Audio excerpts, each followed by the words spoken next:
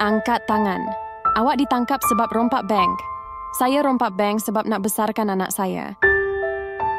Jangan risau, saya akan jaga anak awak sampai awak keluar penjara.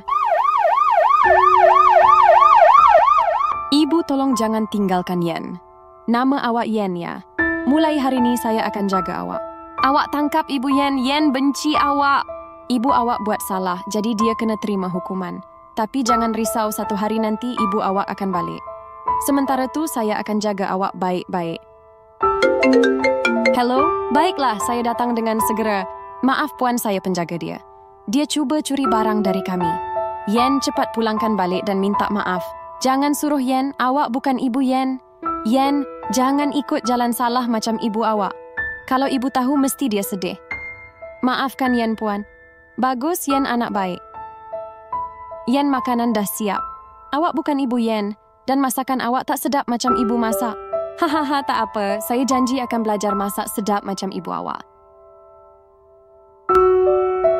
Tahniah, awak dah keluar penjara. Akhirnya ibu dah keluar penjara. Yen, ibu rindu sangat dekat Yen. Jaga Yen baik-baik ya, jangan ulang kesalahan dulu. Baik puan polis, saya janji tak buat salah lagi.